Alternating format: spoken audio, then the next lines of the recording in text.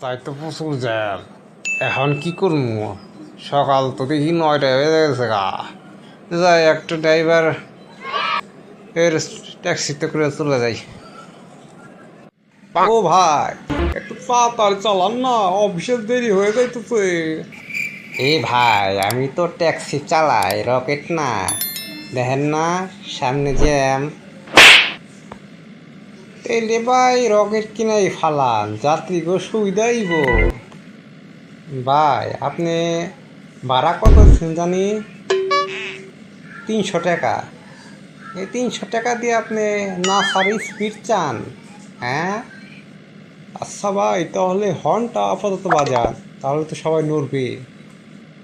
আরে মিয়া, হর্ন তো বাজাইতেই আছি, হর্নের মনে হয় জ্বর হইছে। এই ড্রাইভার মিয়া, তাহলে এই ট্যাক্সি কয়টার সময় গন্তব্যে পৌঁছাইব? হ্যাঁ, ইনশাল্লাহ আজই পৌঁছাইব, আপনার হাত যদি লম্বা থাকে। ভাই আপনার তো দেখি চালকের চেয়ে কমেডিয়ান বাদাই মাই মনে হইতেছে। ভাই আপনি বেঁচেছেন গা, এই রাস্তায় চলতে হলে হাসতে হয় প্যাসেঞ্জারকে, না হলে আমি রেগে গিয়া স্টিয়ারিংটাই ভেঙে ফেলতাম। হ্যাঁ হ্যাঁ, বেটাই কয় কি? শুধুই দর্শক মণ্ডলী, এরকম ড্রাইভার পাল্লায় কখনো পড়বেন না, তাহলে আমার মতো বেহাল অবস্থা হয়ে যাবে।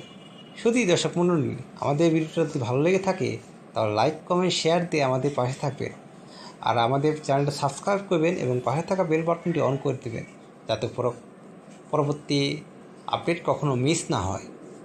এবং সর্বদা মানবতার পাশে থাকবেন এবং মানব সেবাই পরম ধর্ম, সে আশা ব্যক্ত করে আমি আমার বক্তব্য এখানেই শেষ করছি। সবাই ভালো থাকবেন, সুস্থ থাকবেন। আসসালামু আলাইকুম।